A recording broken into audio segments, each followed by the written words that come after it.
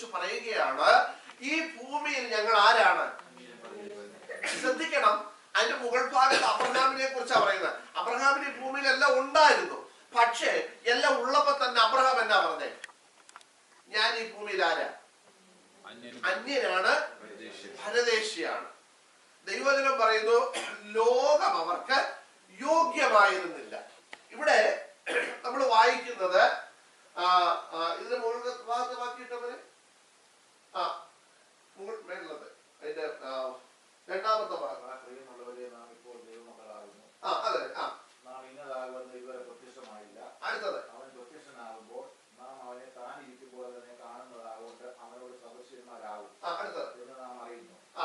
ഈ വാക്യം, ലോകം അവനെ അറിഞ്ഞിട്ടില്ലായ കൊണ്ട് നമ്മയും എന്ത് ചെയ്യുന്നില്ല. ഈ നമ്മ എന്ന് പറയുന്നത് ആരെ? അവനാരാ? നമ്മ എന്ന് പറയുന്നത് ആരാ?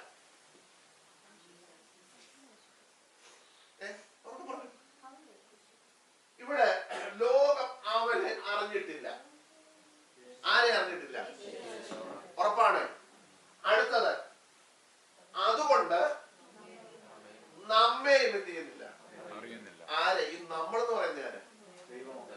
ദൈവമക്കളെ. ശ്രദ്ധിക്കണം, നമ്മളെല്ലാം ഇന്ന് അറിയപ്പെടുന്ന ആരായിട്ടാ? നമ്മുടെ ആഗ്രഹം എന്താ? നമ്മളെ ലോകം അറിയണം ആണോ? ഓക്കെ, ബെസ്റ്റ് പറഞ്ഞാൽ ഞാൻ അംഗീകരിക്കുന്നു. പക്ഷെ നല്ല ഒരു ശതമാനം ദൈവമക്കൾ അഭിമാനിക്കുന്നവരുടെ ആഗ്രഹം എന്താണ്? പാസ്റ്റർമാരുടെ ആഗ്രഹം എന്താണെന്നറിയോ? ലോകം അറിയുന്ന ഒരു ലോകം എന്നെ എന്ത് ചെയ്യണം? അറിയണം.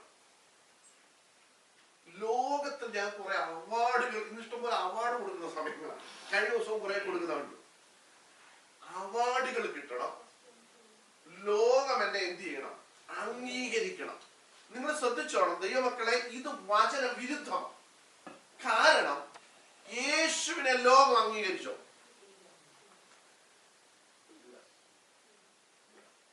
ഇന്നും അംഗീകരിക്കുന്നുണ്ടോ? എനിക്കറിയാം നിങ്ങളീ പലർക്കും അവിടെ അക്സെപ്റ്റ് ചെയ്യാൻ പറ്റത്തില്ല ഈ പ്രസംഗം. ഞാൻ ചോദിക്കുന്നത് ഓക്കെ ആണല്ലോ,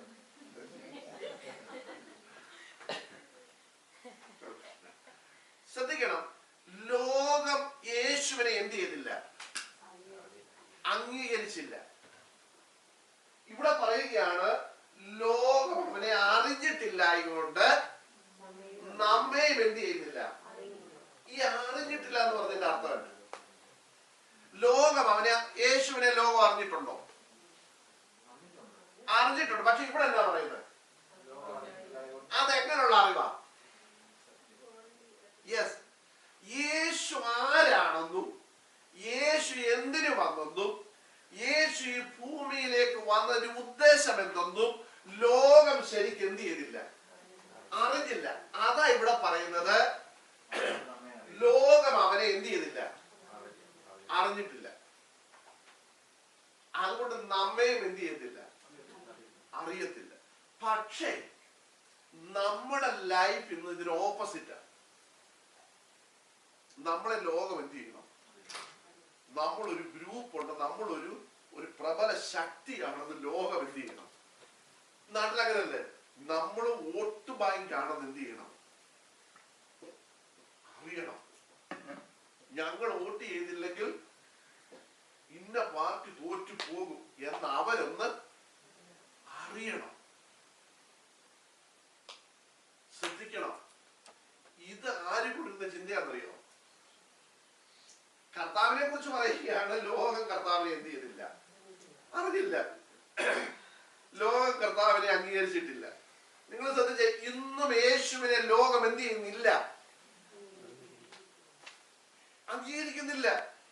കാരണം നമുക്ക് ഈ രാജ്യത്ത്, ഇത് ക്രിസ്ത്യൻ രാജ്യം, ഈ രാജ്യത്ത് യേശുവിനെ കുറിച്ച് പരസ്യമായിട്ട് ഇപ്പൊ പറയാൻ വയ്യാത്ത അവസ്ഥയാണ്.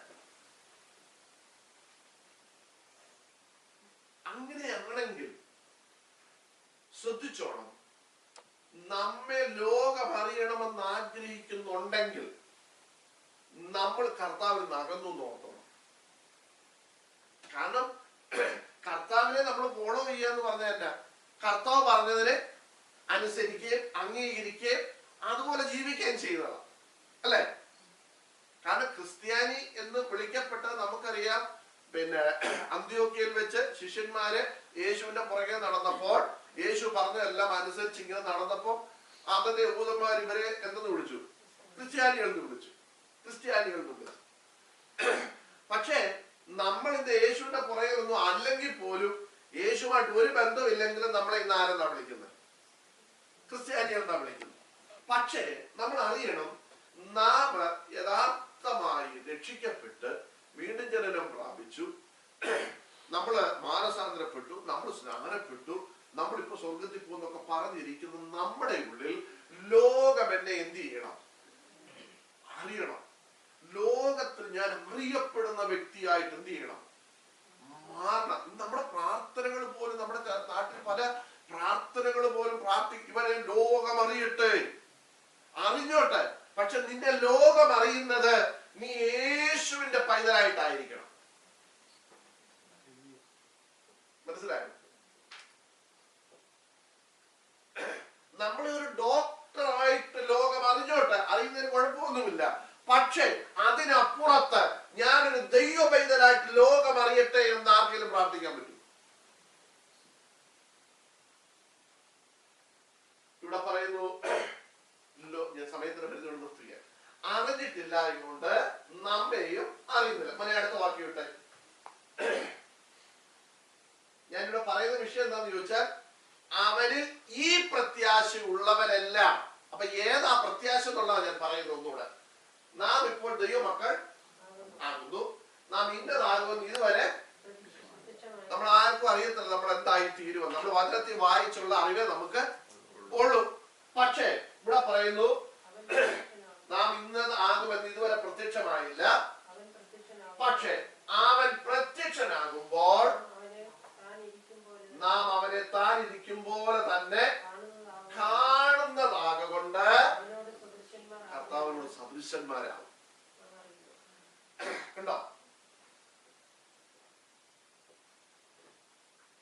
നാം ഒരു ദിവസം ആരോട് സദൃശന്മാരായിട്ട് മാറും?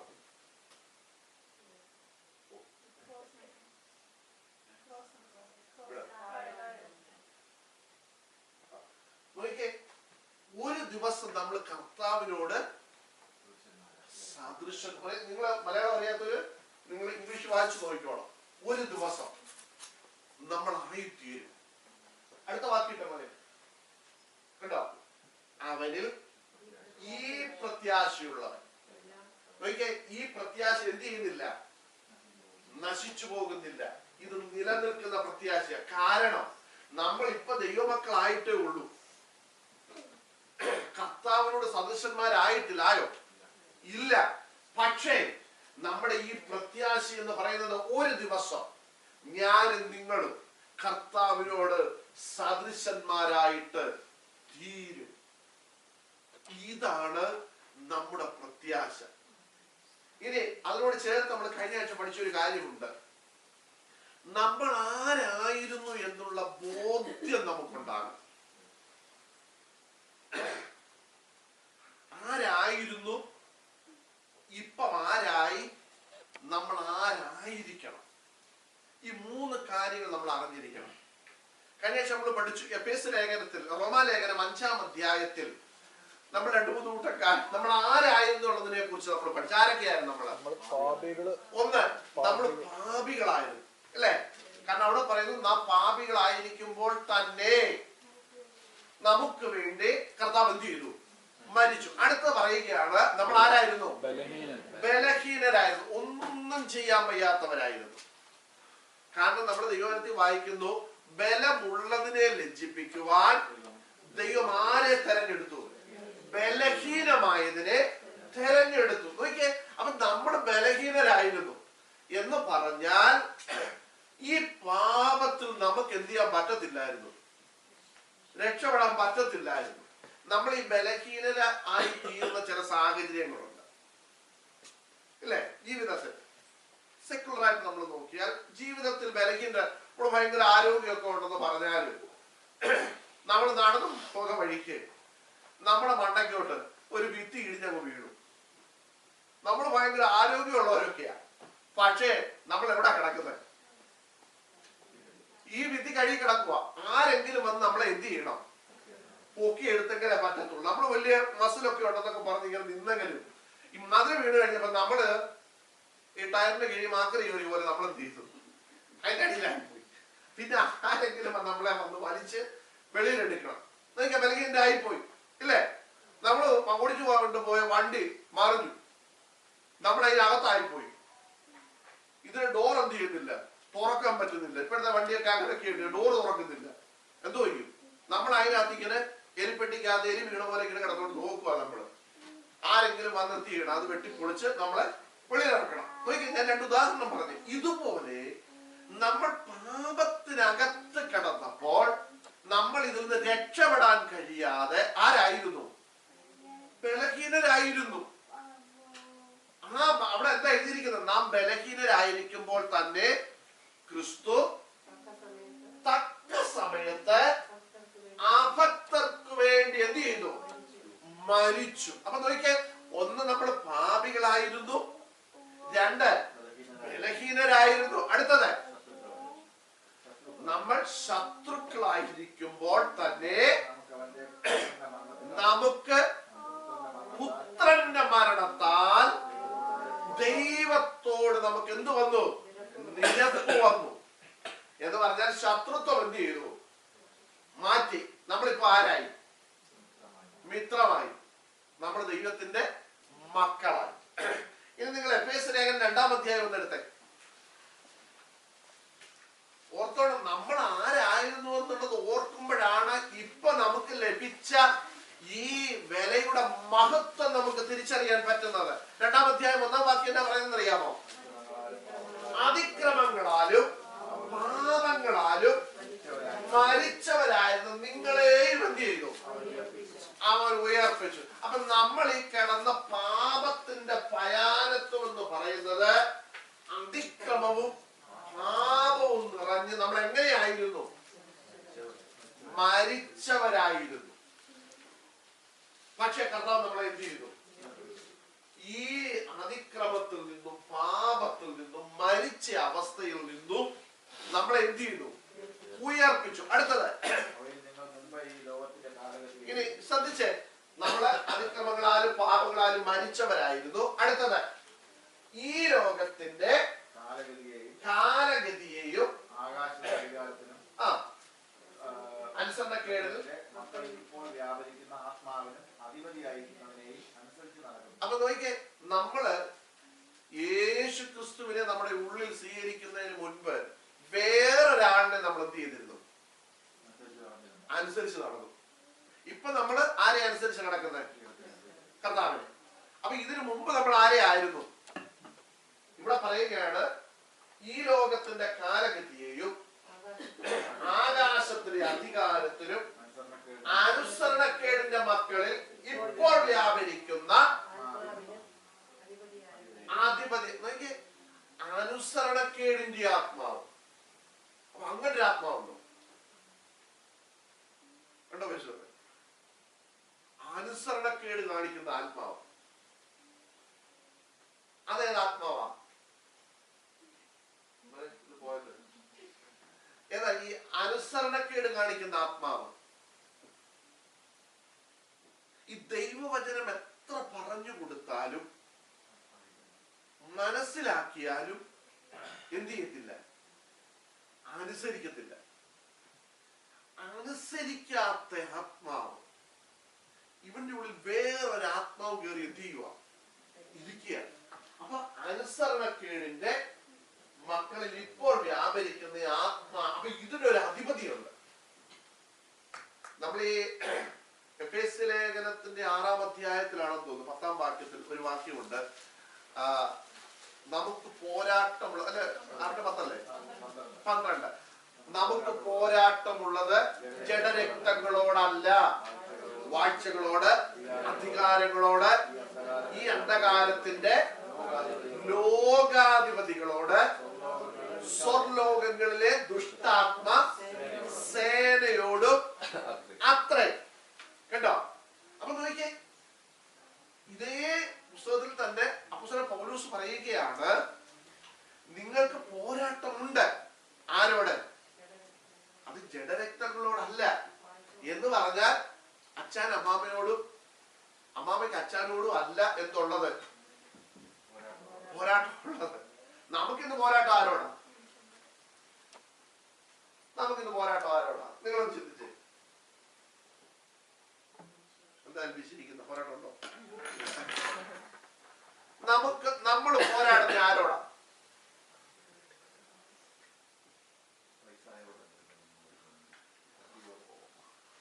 അല്ല, അതൊക്കെ ശരിയാണ്.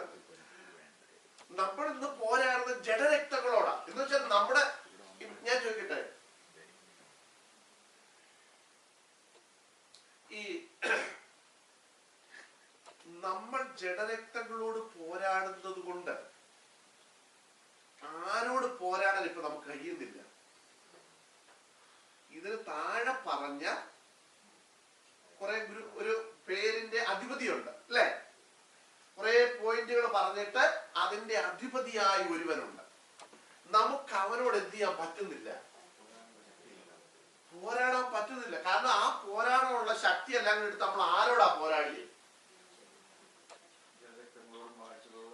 അല്ല, ജഡരക്തങ്ങളോട്. അവിടെ പറയുന്നത് നമുക്ക് പോരാട്ടമുള്ളത് ആരോടല്ല, ജഡരക്തങ്ങളോട് അല്ല. നമ്മൾ ശ്രദ്ധിക്കണം, ഇന്ന് ദൈവസഭയ്ക്കകത്ത് നമ്മൾ ഒരുമിച്ച് നിന്ന് പോരാടേണ്ടത് ആരോടാ? മക്കളെ, ഞാൻ പറയുന്നത് മനസ്സിലാവുന്നുണ്ടല്ലോ? നമ്മൾ ഒരുമിച്ച് നിന്ന് പോരാടേണ്ടത് ആരോടായിരുന്നു? ജോയലെ, ആരോടായിരുന്നു മക്കളെ? പിശാചിനോട്. ഇതിന്റെ എല്ലാം അധിപതി ആരാ? പിശാചിനോടായിരുന്നു. പക്ഷേ നിർഭാഗ്യവശാൽ നമ്മൾ ഇന്ന് സഭയ്ക്കകത്ത് പോരാടുന്ന ആരോടാ? പരസ്പരം നമ്മൾ എന്ത് ചെയ്തുകൊണ്ടിരിക്കും? ഇപ്പൊ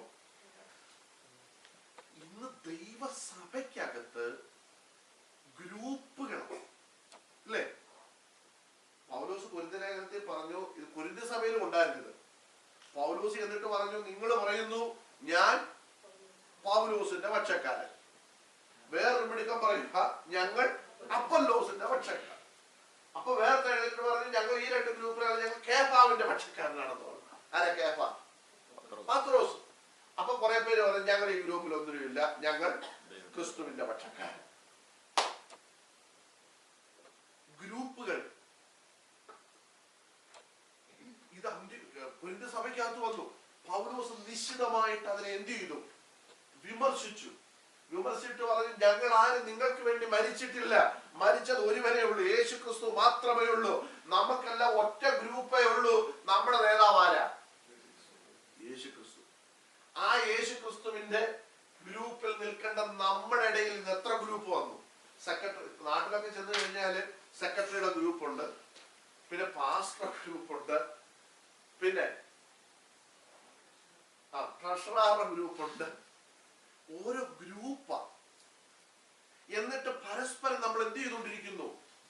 പോരാടിക്കൊണ്ടിരിക്കുന്നു.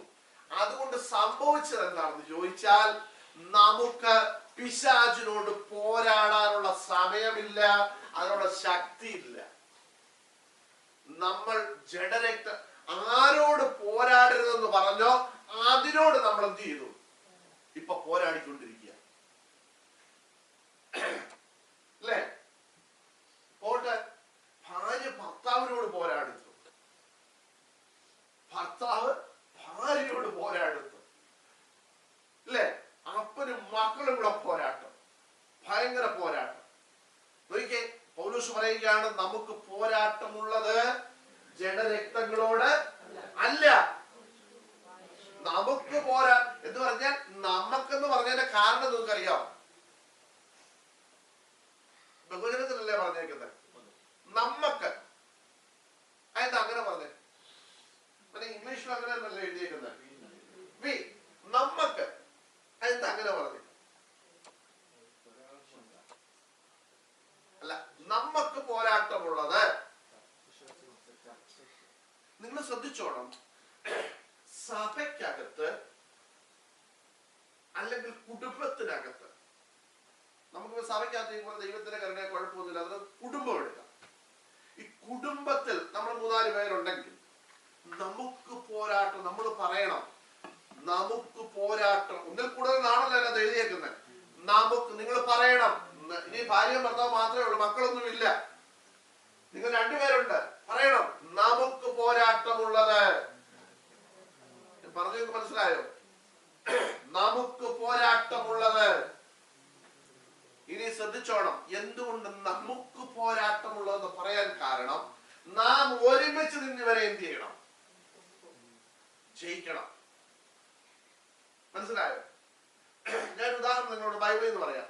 പഴയ നിയമത്തില് ഈ ഇസ്രായേൽ ജനം ഇസ്രായേലിൽ നിന്ന് കടന്നു വരുന്ന സമയത്ത് ഈ അമാലേക്യര് വന്നിട്ട് ഈ ഇസ്രായേൽ ജനത്തെ എന്ത് ചെയ്തു? ആക്രമിച്ചു. ഏറ്റവും പുറകിൽ ബലഹീനരായിട്ട് കുറെ ആളുകൾ പുറകിൽ ഇങ്ങനെ വന്ന് അവരെ കയറി എന്ത് ചെയ്തു? ആക്രമിച്ചു. കർത്താവ് പറഞ്ഞു, ഇത് ഞാൻ എൻ്റെ ഓർമ്മയുടെ പുസ്തകത്തിൽ എഴുതി വെച്ചിരിക്കുന്നു. എന്നിട്ട് മോശയോട് പറഞ്ഞു, നീ യുവന്മാരോട് തീരണം, യുദ്ധം ചെയ്യണം. നിങ്ങൾ പോയി യുദ്ധം ചെയ്യണം. എന്നിട്ട് ഒരു കാര്യവും കൂടെ പറഞ്ഞു, അമാലേക്കിന്റെ ഓർമ്മയെ ഭൂമിയിൽ നിന്ന് നിങ്ങൾ എന്ത് ചെയ്യണം? ഛേദിച്ച് കളയണം. അങ്ങനെ യുദ്ധത്തിന് പോയി. യുദ്ധത്തിന് പോകുന്ന സമയത്ത് അവിടെ ഒരു കാര്യം എഴുതിയിട്ടുണ്ട്. മോശയുടെ കരം ഉയർന്നിരിക്കുമ്പോൾ ആർക്ക് ജയം? ഇസ്രായേൽ ജനത്തിന് ജയം. മോശയുടെ കൈ താണു പോയാലും അമാലേക്കർ എന്ത് ചെയ്യും?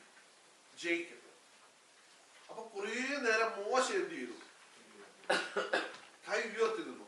കുറെ കഴിഞ്ഞപ്പോൾ മോശയുടെ കരത്തിൽ എന്ത് വന്നു? ഭാരം തോന്നിയല്ല, വേദന തോന്നി. കൈ പതുക്കെ പതുക്കെ എന്ത് ചെയ്യാൻ തുടങ്ങി. നമുക്ക് ആർക്കും ഒരു അരമണിക്കൂർ പോലും ഈ കൈ ഇങ്ങനെ പൊക്കി പിടിച്ചിരിക്കാൻ പറ്റുമോ? പറ്റത്തില്ല. കുറെ കഴിയുമ്പോൾ നമ്മുടെ കൈ എന്ത് ചെയ്യും? താഴും. ഭാരം കൊണ്ട് താഴും. ഈ താഴു വന്നപ്പോ ഈ കൂടെ അഹരോനും ഹൂരും ഉണ്ടായിരുന്നു. അഹരോൻ ആരാ? ഹൂരാരാന്നറിയോ? അളിയനാണ്. മോശയുടെ അളിയനാണ് ആര്? ഹൂര്. നിങ്ങൾ ദൈവജനം വായിച്ചാൽ അറിയാം. മിരിയാമിന്റെ ഹസ്ബൻഡ്. ഈ അഹരോനും ഹൂരും എന്ത് ചെയ്യുന്നറിയാമോ? ഒരു കല്ലെടുത്തുകൊണ്ട് വന്നിട്ട് മോശയെ പിടിച്ച് അവിടെ ഇരുത്തി. ഇരുന്നിട്ട് 2 സൈഡിൽ നിന്നുകൊണ്ട് കൈ എന്ത് ചെയ്തു? ഇങ്ങനെ പൊക്കി പിടിച്ചു. അതാണ് സപ്പോർട്ട് ചെയ്തതാണ്. നിങ്ങൾ ആരെങ്കിലും ചിന്തിച്ചിട്ടുണ്ടോ? നിങ്ങൾ ശ്രദ്ധിക്കണം, മോശയുടെ ജ്യേഷ്ഠനാണ് ആര്? അഹരോൻ. മറ്റേ പുള്ളി അളിയൻ. മോശയെക്കാട്ടി മൂത്തതോ ഇളയതോ? ഊരോ? കാരണം യവൻ ഞാങ്ങണപ്പെട്ടി കിടക്കുമ്പോ ആരാ ഊരയെ നോക്കിയേ? അപ്പൊ ആരാ മൂത്തത്? അപ്പൊ പെങ്ങളുടെ ഭർത്താവോ?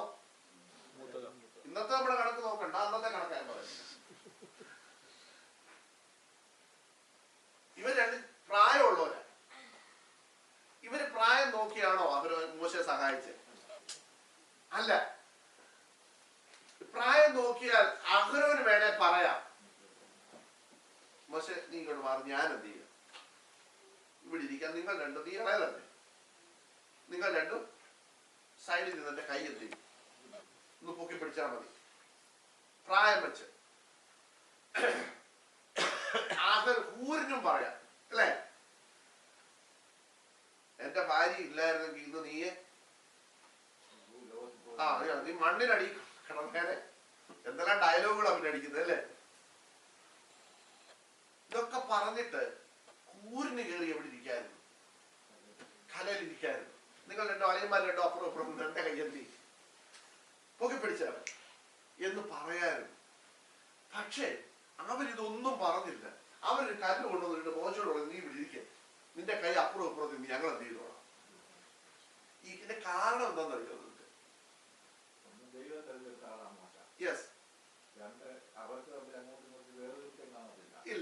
ദൈവം തെരഞ്ഞെടുത്താൽ ഉമ്മാർക്ക് അടിച്ചു പിരിയായിരുന്നു. ഇയാളെ ഉമ്മാര് പിന്നെ ചോദിച്ചു, ഇയാളെ മാത്രമേ തെരഞ്ഞെടുത്തിട്ടുള്ളൂ, ഞങ്ങളാരും കൊണ്ടുപോയ പറ്റത്തില്ലെന്നൊക്കെ ചോദിച്ച പുള്ളികളാ. ഞാൻ തെളിവ് വരാൻ ബൈബിളിൽ നിന്ന്. പക്ഷെ ഇവരൊന്നും ചോദിക്കാതിന്റെ കാരണം എന്താണെന്നറിയോ? ഇവർക്കൊരു തിരിച്ചറിവുണ്ടായിരുന്നു. എന്താണെന്നറിയോ? ഈ മോശയുടെ കരം താണാൻ ആരുടെ തോൽവിയാ? ഈ മോശ മാത്രമല്ല തോക്കുന്നതാണോ? അല്ല. അഹരോനും ഹൂരും മാത്രമല്ല തോക്കുന്ന, പിന്നെ ഇസ്രായേൽ എന്ന് പറയുന്ന ജനം മുഴുവൻ എന്ത് ചെയ്തു? തോറ്റുപോകും. ഇനി ജയിച്ചാലോ? ആരാ ജയിക്കുന്നത്? ഇസ്രായേലാ ജയിക്കുന്നത്. മനസ്സിലായി? അതുകൊണ്ട് ഇവര് പറഞ്ഞില്ല, നീ ഇങ്ങോട്ട് മാറി, ഞാനിരിക്കാം, നിങ്ങളിട്ടോ അപ്പുറത്ത് നിന്ന് കൈ പൊക്കുന്നൊന്നും എന്ത് ചെയ്തില്ല. ഞാൻ പറഞ്ഞവർക്ക് മനസ്സിലായോ? ഇവർക്ക് മനസ്സിലായി, ഇവിടെ ആരിരുന്നാലും ഈ കരം എന്ത് ചെയ്യണം? ഉയർന്നിരുന്നേ പറ്റത്തുള്ളൂ. ഈ കരം ഉയർന്നിരിക്കുന്ന ആരുടെ കരമാണോ അവർക്കല്ല ജയം, പിന്നെ ഞങ്ങൾക്ക് എല്ലാവർക്കും ഒരുപോലുള്ളതാണ് എന്ത്? ജയം. മനസ്സിലായോ? എന്ന് പറഞ്ഞതുപോലെ ഇവിടെ പറയുകയാണ്, നമുക്ക് പോരാട്ടമുണ്ടെങ്കിൽ നമ്മൾ ഒരുമിച്ച് എന്ത് ചെയ്യണം? നിൽക്കണം. മനസ്സിലായോ? നമുക്ക് ഒരുമിച്ച് നിൽക്കാൻ പറ്റാത്ത നിലയിൽ പിശാച് മുന്നമേ എറിഞ്ഞു, അവൻ ഗ്രൂപ്പ് കൊണ്ടുവന്നു. മനസ്സിലായോ? ഞാൻ പറയുന്നത് മനസ്സിലാകുന്നുണ്ടല്ലോ. അവൻ മുന്നമേ എറിഞ്ഞു, പേരയ്ക്കകത്ത് 2 ഗ്രൂപ്പ് കൊണ്ടുവന്നു. ചില വീട്ടിൽ ചെന്ന് കഴിഞ്ഞാൽ 4 പിള്ളേരുണ്ട്, 2 എണ്ണം അമ്മയുടെ പക്ഷം, 2 എണ്ണം അപ്പന്റെ പക്ഷം, 2 ഗ്രൂപ്പായി.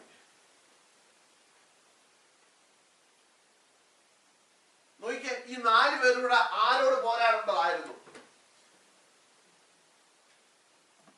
പിശാചിനോട് പോരാടേണ്ടതായിരുന്നു.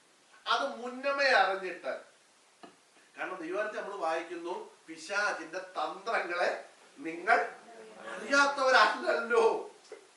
കണ്ടോ?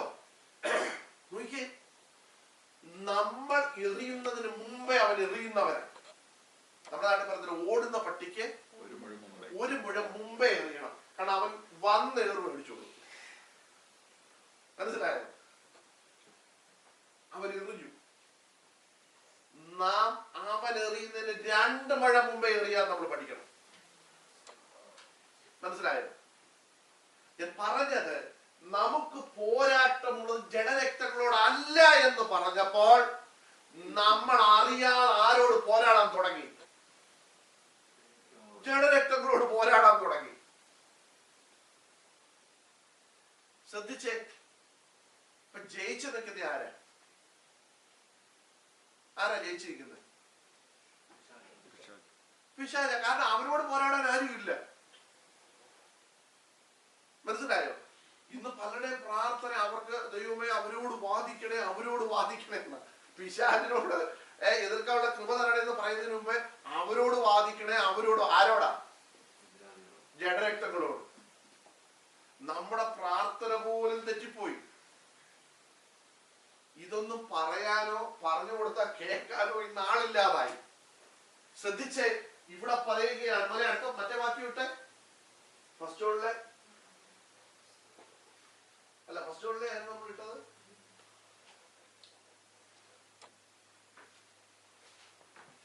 അല്ല, എഫേസ് ലേഖനം 2-ാം അധ്യായത്തിൽ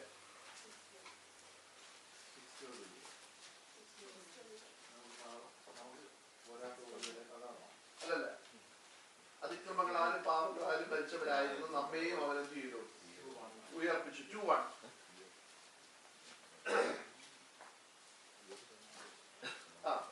അതിന് താഴോട്ടുള്ള അടുത്ത വാക്കിയിട്ട് മതി.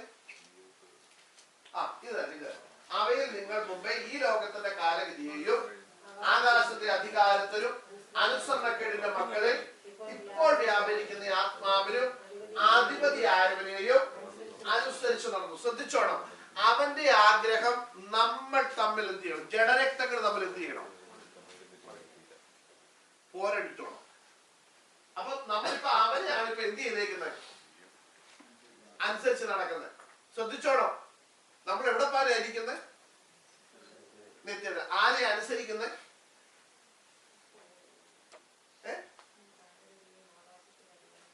നമ്മൾ ആരെ ഇപ്പൊ അനുസരിച്ച് നടക്കുന്ന? പിശാച്. പോകാണ്ടിരിക്കുന്ന ഇവിടെ കർത്താവിനോട് കൂടെ പോകുമോ? പോകത്തില്ല. അടുത്ത വാക്യത്തെ ഞാൻ അവിടെ നിർത്തി വന്നുണ്ട്.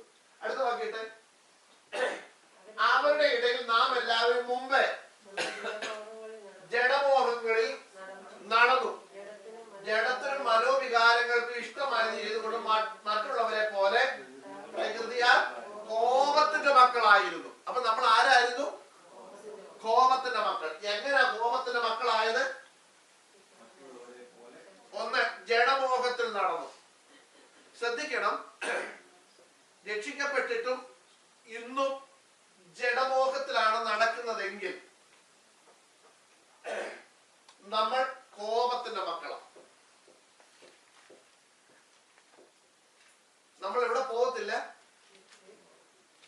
കാരണം നമ്മളിവിടെ പാട്ട് പാടുമ്പോഴും ഈ ജഡത്തിന്റെ മോഹം നമ്മുടെ ഹൃദയത്തിൽ എന്ത് ചെയ്തോണം ചെയ്യാം? ചിന്തിച്ചോണ്ട് നമുക്ക് എന്ത് ചെയ്യാം? പറ്റുമോ ഇല്ലയോ? പറ്റുമോ ഇല്ലയോ? പറ്റും. ഇവിടെ നമ്മൾ കൈയടിച്ചിട്ട് പാട്ടൊക്കെ പാടി കണ്ണടച്ചിരിക്കുമ്പോഴും നമ്മൾ ഉള്ളിൽ ഇതൊക്കെ ഇങ്ങനെ ചിന്തിച്ചോണ്ട് എന്ത് ചെയ്യാം? അത് പാടാം. കർത്തൃമേശ എടുക്കുമ്പോഴും എന്ത് ചെയ്യാം? ഇതുള്ളി വെച്ചോണ്ട് എടുക്കാം. പ്രാർത്ഥിക്കുമ്പോഴും ഈ ജഡമോഹവും മനോവികാരങ്ങളൊക്കെ ചിന്തിച്ചോണ്ട് നമുക്ക് എന്ത് ചെയ്യാം? ചെയ്യാം. അതല്ല ഇവിടെ. പക്ഷേ ഈ നിത്യതയിൽ എന്തില്ല? ജഡമോഹവും ഈ മനോവികാരത്തിന് ഇഷ്ടമായത് ചെയ്യുന്ന പരിപാടി എവിടെ ഇല്ല? ഞാൻ പറയുന്നത് മനസ്സിലാവുന്നുണ്ടോ? ഇവിടെ നിങ്ങൾക്ക് പാട്ട് പാടുമ്പോ നിങ്ങൾക്ക് എന്ത് ചെയ്യാം? കൈയടിച്ചു ഇങ്ങനെ പാട്ടൊക്കെ പാടുമ്പോഴും നിങ്ങൾക്ക് എന്ത് ചെയ്യാം? ജഡചിന്തകൾക്ക് എന്തും വിചാരിക്കാം. പ്രശ്നമൊന്നുമില്ല. കാരണം നമ്മൾ ഇവിടെ നിൽക്കുക. നിങ്ങൾ കർത്തൃമേശ എടുക്കുമ്പോഴോ അപ്പം വായിലിട്ടോണ്ട് നിങ്ങൾക്ക് എന്ത് ചെയ്യാം? ജഡീക ചിന്ത കൊണ്ട് നിൽക്കാം. ഇനി നിങ്ങൾ ഫാസ്റ്റിംഗ് എടുക്കുക പറഞ്ഞിട്ട് ഉപവാസം എടുത്തുകൊണ്ട് നിങ്ങൾക്ക് പാപം ചെയ്യാം. പ്രശ്നമൊന്നുമില്ല. കാരണം നമ്മൾ ഇവിടെ നിൽക്കുക. പക്ഷേ നമ്മൾ എവിടെ എത്തത്തില്ല? കർത്തൃമേശ എടുത്തത് കൊണ്ടോ അപ്പവും മീഞ്ഞും അടിച്ചത് കൊണ്ടോ ഉപവസിച്ചത് കൊണ്ടോ ഭയങ്കര ഉറക്കെ അന്യഭാഷ പറഞ്ഞത് കൊണ്ടോ താളത്തിൽ കൈയടിച്ചു പാടിയത് കൊണ്ടോ എവിടെ എത്തത്തില്ല. കാരണം അപ്പോഴൊക്കെ നമുക്ക് ജഡത്തിന്റെ ചിന്തയിൽ ഇങ്ങനെ എന്ത് ചെയ്തോണ്ടിരിക്കാം? യാത്ര ചെയ്തുകൊണ്ടിരിക്കാം. പക്ഷേ നിത്യതയിൽ എന്തില്ല? ജഡചിന്ത ഇല്ല. മനോവികാരം അനുസരിച്ചുള്ള ജീവിതമില്ല. ഇവിടെ അതിനെ ക്രമീകരിച്ചവരെ എങ്ങോട്ട് പോകാൻ പറ്റത്തുള്ളൂ? യെസ്, മനസ്സിലായോ?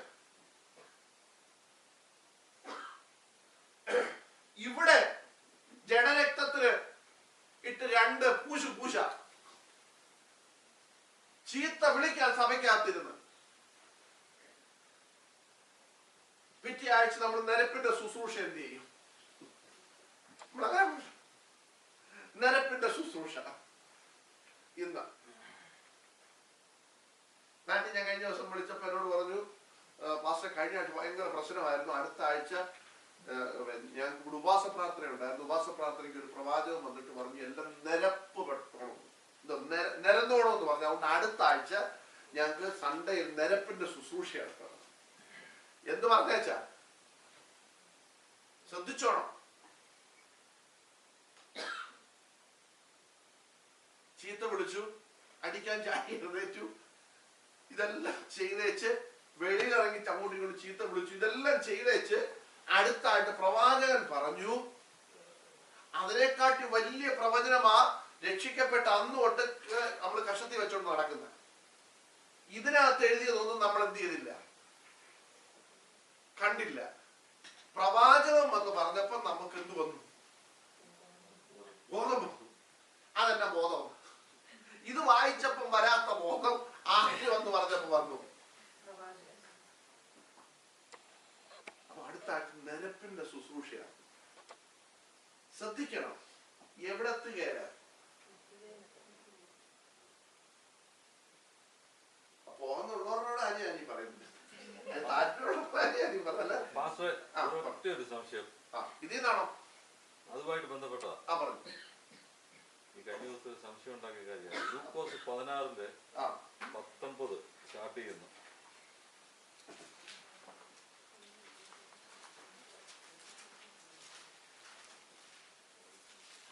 അതിൻ്റെ അകത്തൊരു ധനവാനെ പറ്റിയും ലാസറിനെ പറ്റിയും അവിടെ പറയുന്നുണ്ട്.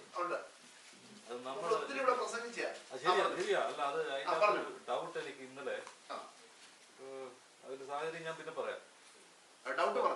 അപ്പൊ അതിൻ്റെ അകത്ത് നമ്മള് ഈ ഭൂമിയിലായിരിക്കുമ്പോ ജീവിക്കാൻ ആഗ്രഹിക്കുന്നത് ഈ ധനവാന്റെ ആ സിറ്റുവേഷൻ ആണോ, ലാസറിന്റെ ജീവിതമാണോ?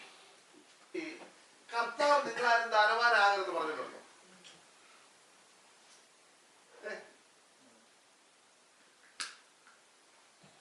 ഈ വചനത്തിൽ പറഞ്ഞൊരു വാക്യം ഇതാണ്: ധനം വർദ്ധിച്ചാൽ നീ അതിൽ മനസ്സ് വയ്ക്കരുത്. ധനവാനാകുന്ന കർത്താവിന് പ്രയാസമൊന്നുമുള്ള കാര്യമല്ല. ഇവിടെ ഈ രണ്ടു പേരുടെ വെച്ചേക്കുന്ന എന്താണെന്ന് ചോദിച്ചാൽ, ഈ ധനവാനായ മനുഷ്യൻ തന്റെ ധനത്തിൽ ആശ്രയിച്ച് ദൈവവുമായിട്ട് ഒരു ബന്ധവുമില്ലാതെ അവൻ എന്ത് ചെയ്തു? ജീവിച്ചു. മറ്റവൻ ദരിദ്രനാണെങ്കിലും അവന്റെ ആശ്രയം എവിടായിരുന്നു? ദൈവത്തിൽ. അത് കാണിക്കാനാണ് ഈ രണ്ടുപേരെ എന്ത് ചെയ്തിരിക്കുന്നത്. പക്ഷെ എന്നാലും അതൊരു കഷ്ടപ്പാടല്ലേ, ഒരു കഷ്ടപ്പാടാണ് അവസ്ഥ. ഈ ധനവാൻ എന്തായാലും അബ്രഹാമിന്റെ അത്രയും ധനവാനാണെന്ന് എനിക്ക് തോന്നുന്നില്ല. പഴയ നിയമത്തിൽ നമ്മൾ വായിക്കുന്നത് അബ്രഹാം, ഞാൻ നിങ്ങളോട് പറഞ്ഞ അബ്രഹാം ആദ്യത്തെ Z category, Z plus category security ഉള്ള മനുഷ്യനായിരുന്നു. ആര്? അബ്രഹാം. അതെന്താ അങ്ങനെ പറയാൻ കാരണം? 318 അഭ്യാസികൾ, വീട്ടിൽ ജനിച്ചവന്മാര് ഇങ്ങനെ നിൽക്കുക. അഭ്യാസികൾ പോയി ഒരു ദേശത്തെ യുദ്ധം ചെയ്ത് ജയിച്ചു വന്ന പുള്ളികളാണ്. ആര്? ഈ 318 എണ്ണം. ഇന്ന് ലോകത്തിൽ ഒരു നേതാവിനും ഇല്ല 318 ഇസഡ് പ്ലസ് കാറ്റഗറി കരിമ്പൂച്ചകളൊന്നും. 318 പേർക്കൊന്നും, 18 പേരുള്ളോ ആരിലും ഉണ്ടോ എന്ന് എനിക്ക് അറിയത്തില്ല. ഉണ്ടോ? 10, 100, 150 ഒക്കെ കാണുമായിരിക്കും. പക്ഷെ അബ്രഹാമിന് അത്രയും ഉണ്ടായിരുന്നു. പക്ഷെ അബ്രഹാം എന്നാ പറഞ്ഞതെന്നറിയോ?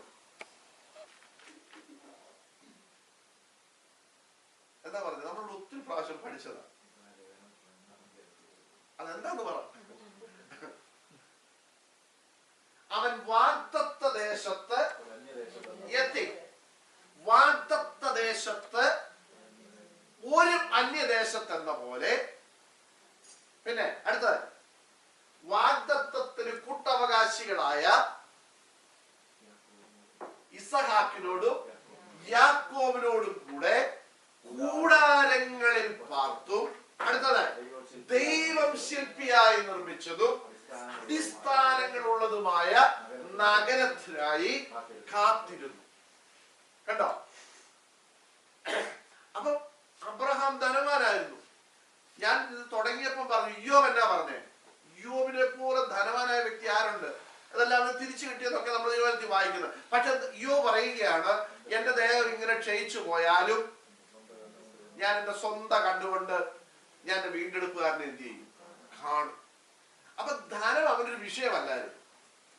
ധനമുണ്ടായി, ഇഷ്ടം പോലെ കിട്ടി, അതെല്ലാം ശരിയാ. ഇയ്യോബിനെ കുറിച്ച് നമ്മൾ പഠിച്ചാൽ, ഇയ്യോബ് തന്റെ കഷ്ടതയിൽ ദൈവത്തോട് പറയുന്ന കുറെ കാര്യങ്ങളുണ്ട്.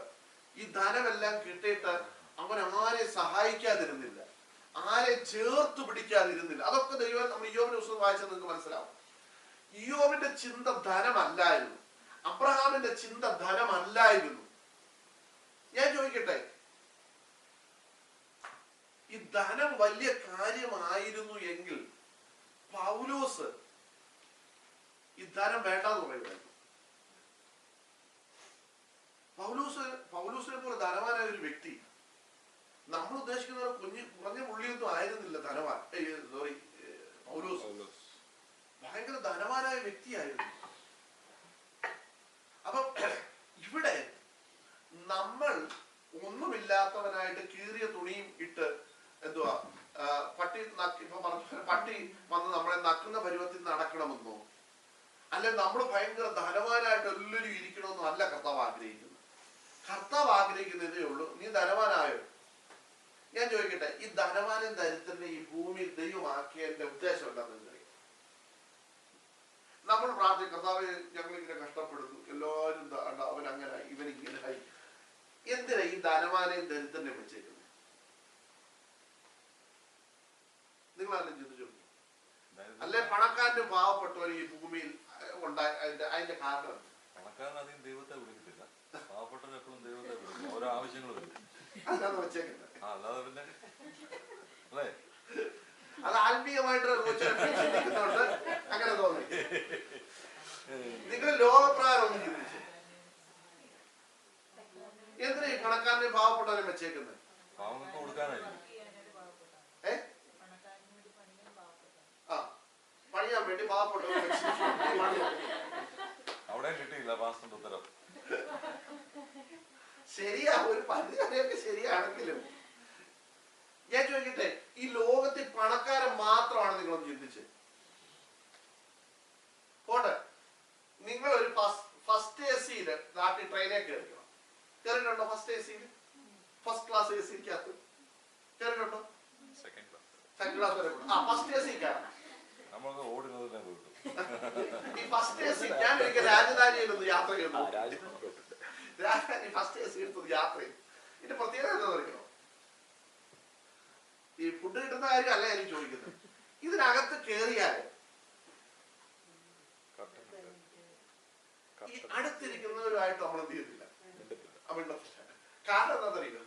ഈ കയറിയ പുള്ളികളൊക്കെ ആരാ? നമ്മളിവിടെ കിച്ചൺ അസിസ്റ്റന്റ് ആണെങ്കിലും അവിടെ ആരാ? നമ്മള് യുകെക്കാരാ. നമ്മള് ഫസ്റ്റ് എ സിക്കകത്തായിരിക്കുന്നത്. ബ്രിട്ടീഷ് പാസ്പോർട്ട് ഒക്കെ ഉണ്ടെങ്കിൽ അതും കൂടെ എടുത്തൊക്കെ കാണിച്ച് ഈ ചേട്ടൻ ഐഫോണെങ്കിലും പിടിച്ചോണ്ട് ഈ ഫസ്റ്റ് എ സിക്കകത്ത് കയറി കഴിഞ്ഞാൽ ഇവരാരും അങ്ങോട്ടും ഇങ്ങോട്ടും എന്ത് ചെയ്യത്തില്ല, മിണ്ടത്തില്ല. കാരണം ഇവരെല്ലാം വലിയ പുള്ളികളാണ്. അപ്പൊ ഞാൻ ചിന്തിക്കുക, അവൻ എന്നോട് ചോദിക്കട്ടെ, ഞാനിങ്ങനെ ഇരിക്കുക, അവൻ എന്നോട് ചോദിക്കണം, ഞാൻ പറഞ്ഞു ഞങ്ങൾ യു കെയിലായിരുന്നു, പബ്ലിക്ക് വന്നതാ, ഞങ്ങളുടെ വൈഫിന്റെ വീട്ടിലോട്ട് പോവാ. അപ്പൊ അവനും ഇങ്ങനെ ഇരിക്കുക, അവനിവിടെ ഹൗസ് കീപ്പിംഗ് ജോലി ചെയ്യുന്ന പുള്ളിയായിരിക്കും, അവനും ഇരിക്കുക, എന്നോട് അവൻ ചോദിക്കട്ടെ. അപ്പൊ ഞാൻ പറയും, അല്ലെ ഓസ്ട്രേലിയയിൽ നിന്ന് വന്നിട്ട് ഞാൻ ഓസ്ട്രേലിയയിൽ നിന്ന് എന്ത് ചെയ്തതാ എന്ന് പറഞ്ഞ പോലെ ആയിരിക്കും ഈ പണക്കാർ മാത്രം ഇവിടെ വന്നാൽ. ഇനി പാവപ്പെട്ടോ മാത്രമാണെങ്കിലും ഒന്ന് ചിന്തിച്ച്, എല്ലാവരും ഈ പറഞ്ഞ പോലെ നല്ല തുണിയില്ല, നല്ല വീടില്ല, ഒരു വല്ലാത്ത പരുവത്തിലായിരുന്നു. നമുക്കറിയാം പണ്ട്, ഞാനൊരു ഉദാഹരണം നിങ്ങളോട് പറയാം, സമയം വേഗത്തിൽ.